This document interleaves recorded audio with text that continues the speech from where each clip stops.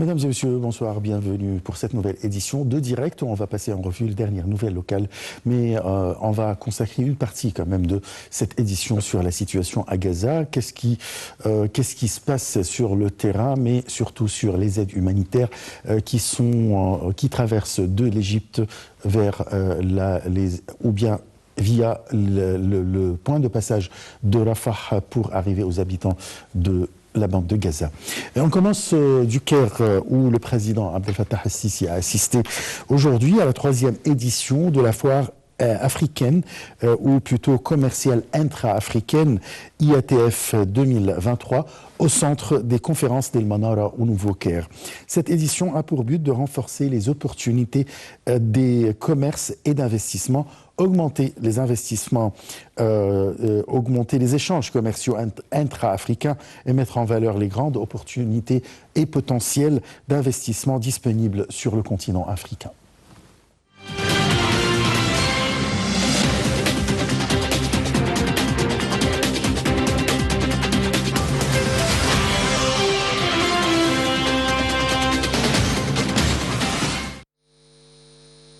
Le président Abdel Fattah el-Sisi a assisté lundi à la 3e édition de la foire commerciale intra-africaine IATF 2023 au centre des conférences Al Manara au Nouveau-Caire.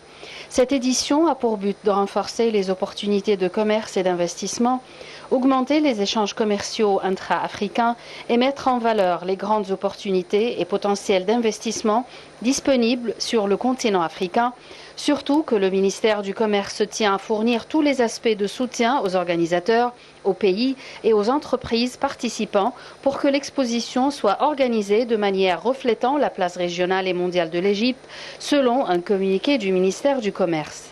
L'accueil par le Caire pour la 2e fois de cette foire, organisée par la Banque africaine d'import-export, la Commission de l'Union africaine et le secrétariat de la zone de libre-échange continentale africaine, reflète l'engagement de l'État égyptien à soutenir les efforts de développement global sur le continent africain via l'augmentation des échanges commerciaux, à promouvoir les projets d'industrialisation commune et à réaliser l'intégration économique continentale. Lors de son allocution, le président el-Sisi a déclaré qu'il est important de renforcer le commerce intra-africain entre tous les pays du continent, car nous disposons d'énormes capacités économiques et de grandes ressources naturelles, et la seule chose qui manque est la coordination et la coopération administrative. Il a remercié la participation positive et ses remerciements particuliers au président de la Banque africaine du commerce, d'exportation et d'importation pour les efforts déployés. El-Sisi a souligné qu'il est nécessaire de renforcer le commerce intra-africain entre les pays du continent africain afin de bénéficier des énormes capacités économiques et des immenses ressources naturelles dans tous les domaines. Il a indiqué que l'Égypte souhaite apporter un soutien positif et jouer un rôle positif dans ce qui profite au peuple africain, affirmant qu'en Afrique, les capacités existent, mais il peut y avoir des obstacles et des problèmes qui entravent les capacités. Dans son allocution, le ministre du Commerce et de l'Industrie, Ahmed Samir, a souligné la nécessité de renforcer la coopération entre les pays africains et de trouver des solutions non traditionnelles pour stimuler leur économie locale et surmonter les défis existants grâce à des partenariats régionaux.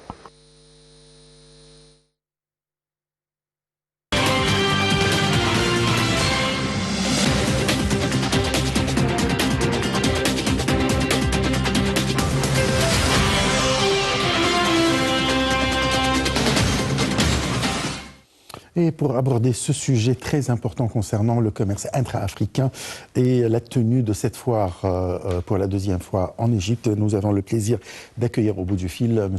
Raouf Ghaffar, vous êtes expert en économie. Bonsoir. Bonsoir. Alors, c'était ou bien la tenue de la 3e édition de la foire commerciale intra-africaine IATF 2023 a eu lieu aujourd'hui au Caire avec la participation du président Abdel Fattah el-Sisi ainsi que de beaucoup de responsables américains. Quelle est l'importance de cette foire à votre avis? L'Afrique, c'est le futur. En un mot. C'est un continent très riche en ressources.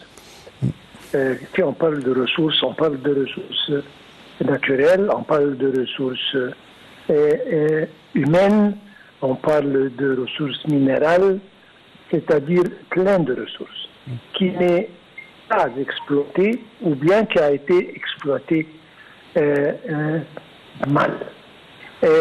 Donc c'est un continent riche et il était temps que les pays africains se mettent la tête ensemble, essayer de trouver une façon de s'intégrer pour se développer globalement et dépendre sur eux-mêmes au lieu de dépendre sur quelqu'un qui vient de l'étranger avec l'expérience qu'ils ont eue avant ça.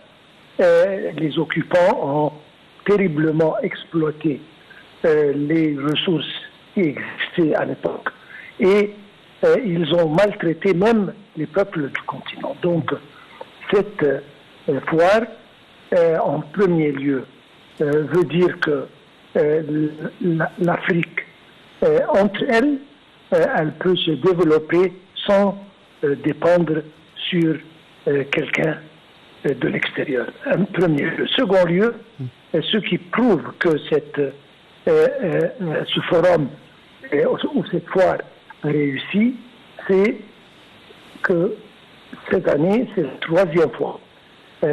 Donc, chaque année, ça se développe un peu plus que l'année d'avant et ça offre beaucoup plus d'opportunités pour le commerce interafricain et pour le développement du continent africain globalement.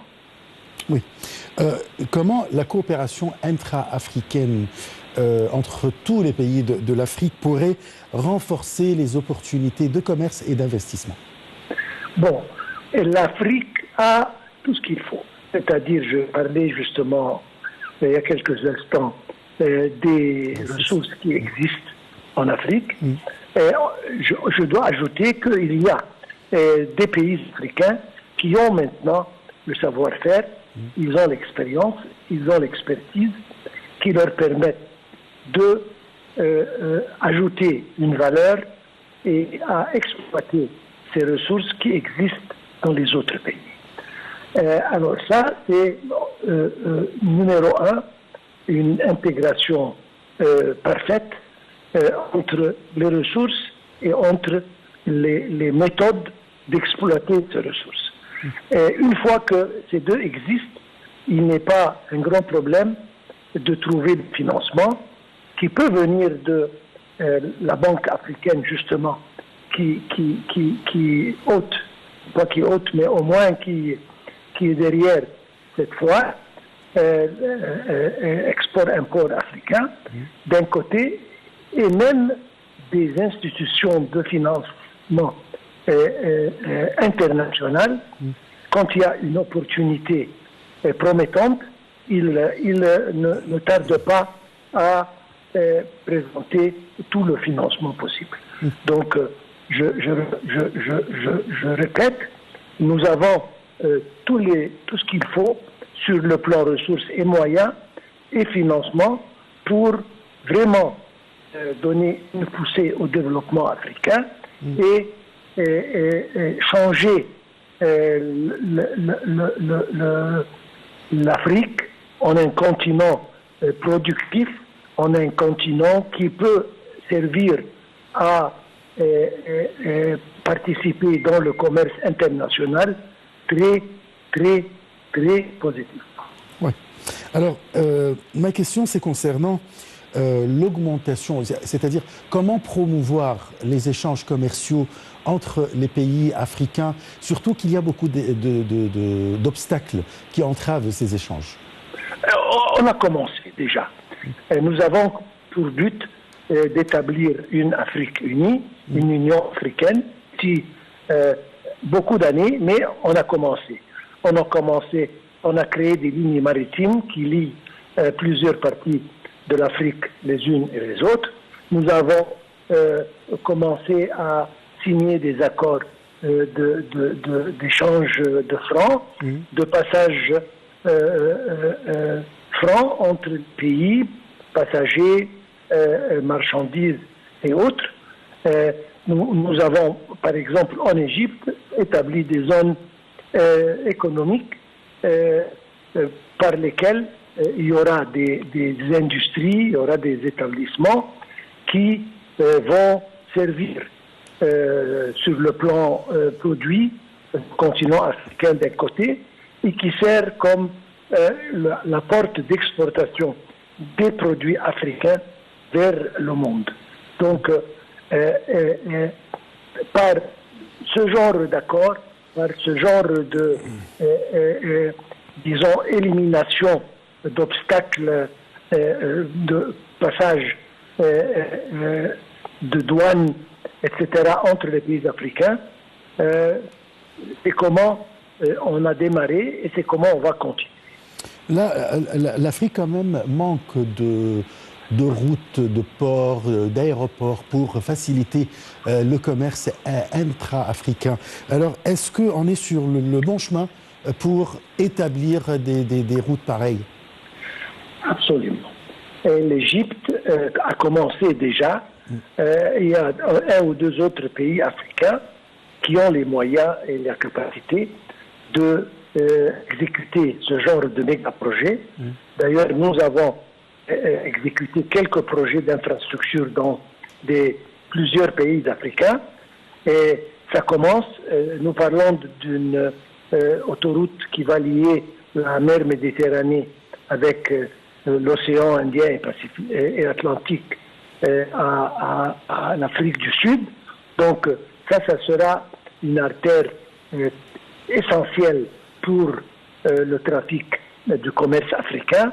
Je pense qu'il y a beaucoup de projets d'infrastructure, énergie, autoroutes, ports, aéroports, comme vous l'avez dit, qui vont être exécutés par la main-d'œuvre égyptienne et africaine, qui est capable de faire ça à un prix raisonnable et pour achever le but d'avoir des produits qui peuvent être sur le plan qualité et sur le plan spécification et sur le plan prix très compétents sur le plan international. D'accord. Là, il y a le projet ou bien l'accord de la ZLECA, la zone de libre-échange africaine. Alors, où on est? Est-ce qu'on a commencé à appliquer cet accord? On a signé déjà, plusieurs pays africains ont signé cet accord.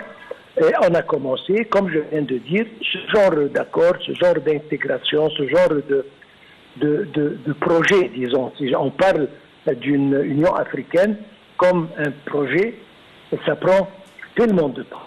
L'Europe, d'ailleurs, ils ont pris une trentaine d'années pour achever ce qu'ils ont fait. Pour l'Égypte, c'est prévu pour les années 60, donc nous sommes à 30 ans de ça. Ce n'est pas loin sur le plan pays africain, etc. Donc, on a commencé et ça marche. Et ça va rouler de plus en plus rapidement, mais en principe, on a commencé, on a pris le premier pas et ça va continuer jusqu'à ce qu'on achève notre but. Oui. Là, quel est le rôle, à votre avis, de la Banque africaine du développement? Alors, est-ce que ça contribue vraiment à de grands projets, comme on vient de dire, les projets, par exemple, d'infrastructures, si on parle des routes, des ports, etc. Absolument, absolument. Et je pense que l'idée de la formation de cette banque était pour faire ça, pour soutenir le développement africain. Et à mon opinion, l'objectif essentiel de cette banque, c'est de financer et de donner le coup de main au projet pour commencer l'infrastructure dans les différents pays et puis les projets encore industriels et autres pour augmenter la production, pour créer un continent intercoopératif qui échange les produits et les savoir-faire entre les différents pays et pour former une force commerciale et économique assez forte pour pouvoir confronter les autres forces économiques qui existent en Asie, en Amérique et en Europe. Oui. Je vous remercie beaucoup, M. Raouf Ghafar. Je rappelle que vous êtes expert en économie. Vous avez bien parlé de tout ce qui est relation entre les pays africains, point de vue ou bien en matière de commerce et d'infrastructure et de coopération dans presque tous les domaines qui mènent au développement du continent africain. La foire commerciale intra-africaine, ou IATF, a été créée comme une plateforme d'entrée sur le marché unique de l'Afrique qui compte plus d'1 milliard de personnes réunies par la plateforme de la zone de libre-échange continentale africaine. Salih Hamed et Ara Choucha nous donnent les détails.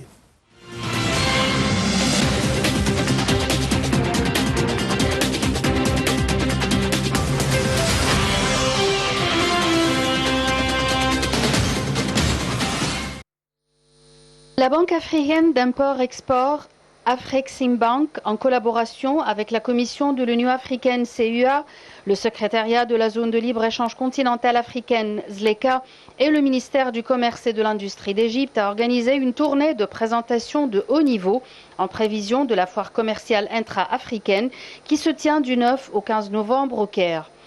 Sous le thème « Promouvoir le commerce et l'investissement entre l'Égypte et l'Afrique dans le cadre de la zone de libre-échange continentale africaine », ZLECAf, la tournée de présentation commerciale de haut niveau de l'IATF 2023, a réuni des capitaines d'industrie, la communauté des affaires des fonctionnaires de haut niveau, la communauté diplomatique, ainsi que des cadres et des hauts fonctionnaires de la CUA et du secrétariat de la ZLECAf pour discuter du rôle essentiel que joue l'IATF dans la stimulation et la promotion des opportunités de commerce et d'investissement dans le cadre de la ZLECAf entre l'Égypte et le reste de l'Afrique. La tournée de présentation a été l'occasion pour le secteur privé égyptien d'en savoir plus sur les opportunités et les avantages de la participation, la plus grande foire du commerce et de l'investissement en Afrique. La foire offre en outre une plateforme pour partager des informations sur le commerce, les investissements et les marchés avec les parties prenantes et permet aux participants d'examiner et d'identifier des solutions aux difficultés auxquelles sont confrontés le commerce et l'investissement intra-africain.